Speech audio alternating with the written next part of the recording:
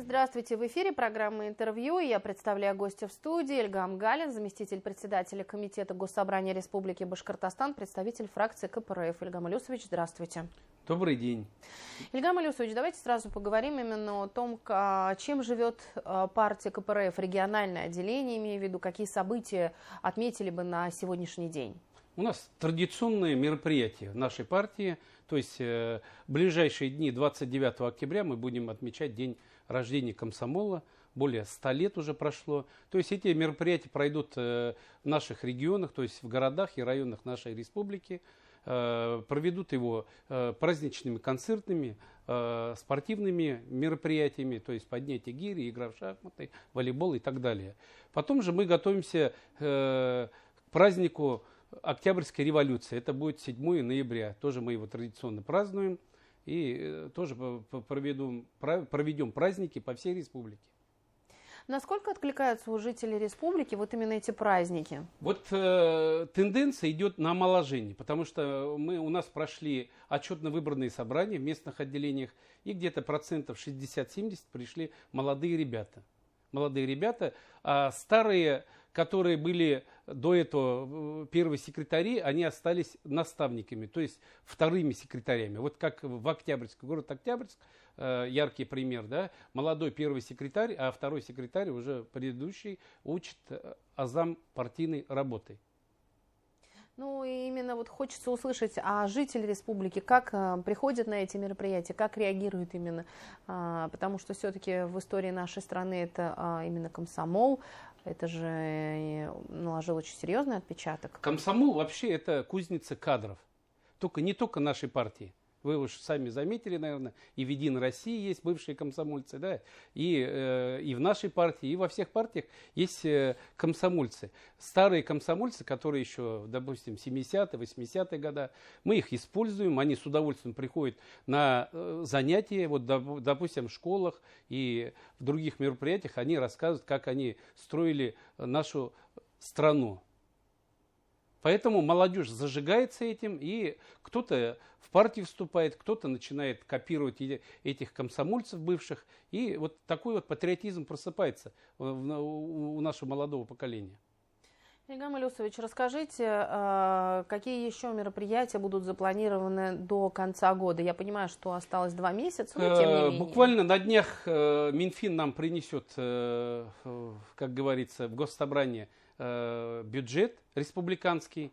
Этот бюджет мы должны будем изучить, сделать анализы, если надо внести поправки, как говорится, и потом уже за этот бюджет нам обсуждать, это публичное слушание будет, и за этот бюджет, конечно, нам придется или голосовать, или отвергать, или воздержаться. Одно из двух.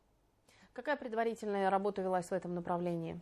Мы ежегодно, когда нам приносят бюджет, мы проводим анализ.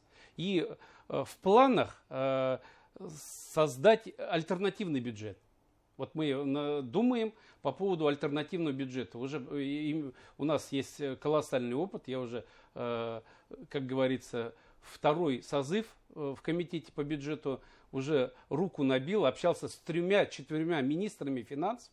То есть вы знаете, наверное, председатели комитета у нас бывшие министры финансов. И так воочию общаюсь, и с Минфином плотно мы общаемся. И поэтому уже, как говорится, имеем опыт. Поэтому мы можем подумать об альтернативном бюджете. Недавно прошел у нас в Уфе форум «Россия. Спортивная держава». Владимир Путин выдвинул несколько предложений. Одно из них касается именно развития физкультуры и спорта. И одна из инициатив именно бесплатные занятия спортом для детей.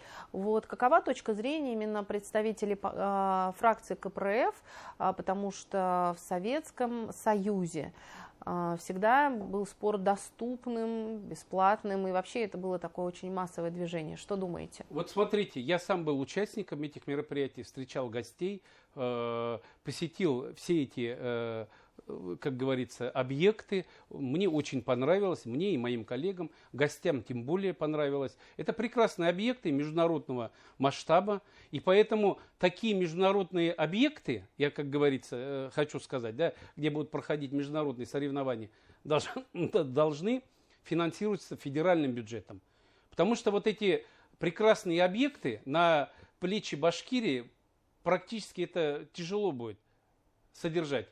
И поэтому вот есть яркий пример в Татарии, скинули на федеральный бюджет, и мы, наверное, будем тоже добиваться, чтобы федеральные власти взяли на финансирование вот эти наши объекты. Потому что бюджет у нас и так дефицитный, если мы еще и, понятно, не бюджетные средства там финансироваться будут.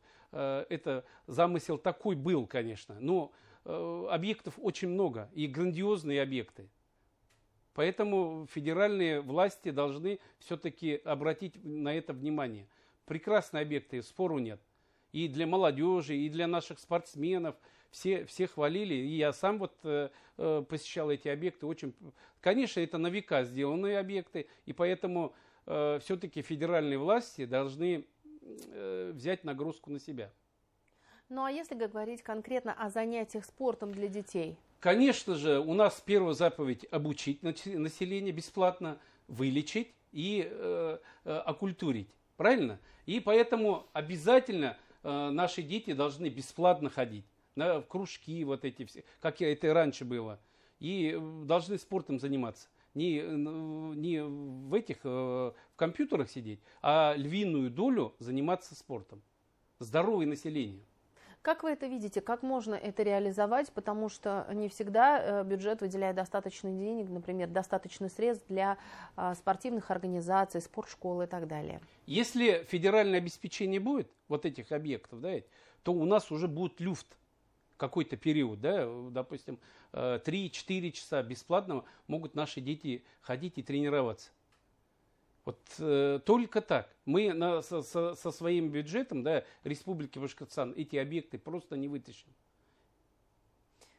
И еще одна из тем, которая обсуждалась также на пленарном заседании, на совете при президенте России по развитию физкультуры и спорта, это именно поддержка участников спецоперации, которые возвращаются после СВО, из зоны СВО. Вот каким образом, что делается у вас для поддержки? Мы, конечно же, поддерживаем наших воинов. Это воины, это наша гордость. Мы и гуманитарку туда отвозим, и встречаем, и в ручном режиме работаем, и с вдовами, которые остались, помогаем документы оформить и так далее и тому подобное. Но вообще, вот, как говорится, я хочу мое личное мнение, да, надо построить крупный реабилитационный центр, чтобы наши солдаты проходили этот реабилитационный центр. Как он вернулся, чтобы они к гражданской жизни адаптировались.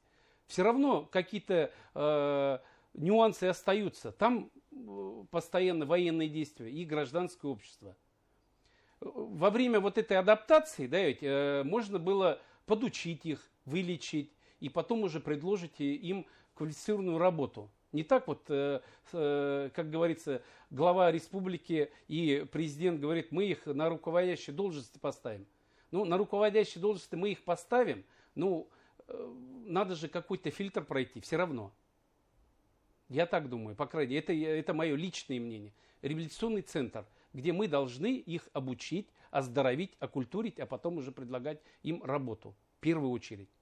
У нас 40 пунктов, где наша республика помогает, 40 пунктов, там, землю бесплатно, детей в институты устроить и так далее и тому подобное. Этот инструмент работает хорошо. Ильгам Илюсович, наверное, последний вопрос на сегодня. Расскажите, какие есть, может быть, какие есть просьбы, вопросы у наших жителей, потому что наверняка в отделениях ведутся приемы депутатов. Очень много вопросов, конечно. Да. В основном я акцентирую по детям-сиротам. По детям-сиротам порой мы пробиваем такой занавес, да, вот чтобы ребенок-сирота получил квартиру, надо обратиться обязательно в суд. Вот я хочу особую благодарность объявить прокуратуре. Прокуратура, конечно, поддерживает. Прокуратура подает иск в суд, и, конечно, судебный процесс встает в сторону этих детей-сирот. Это вот один из главных вопросов. Потом дети-инвалиды тоже ждут своей очереди на квартиры. Вот один из главных вопросов, вот, который я акцентирую на сегодняшний день. Ну, может быть, не так массово волнует этот вопрос. Какие еще есть злободневные темы, которые на слуху у сейчас жителей? автолюбители. Каждый раз, каждую неделю цены поднимаются на ГСМ. Ну, ГСМ, понятно, поднимается, и здесь ведь уже цепная реакция идет. Подорожание и продуктов питания. Особенно вот мы смотрим продуктовые магазины, да, если, допустим, солярка стоит уже под 70 рублей, и себестоимость продуктов питания будет автоматом подниматься, потому что все продукты питания привозятся в основном автомобилями, грузовыми автомобилями. И отсюда накладные расходы и продукты питания пойдут вверх. Мы их остановить никак не сможем. Ильгам Илюсович, спасибо огромное, что пришли сегодня к нам в студию. Может быть, мы не все темы успели охватить, которые популяризирует, которые развивает фракция КПРФ, региональное отделение здесь, в Башкортостане. Но я думаю, что в следующих эфирах мы сможем восполнить этот пробел. Спасибо, что пришли в студию. Это была программа «Интервью», и сегодня в гостях у нас был Ильгам Галин, это заместитель председателя Комитета Госсобрания Республики Башкортостан, фракция КПРФ. Спасибо, что были с нами.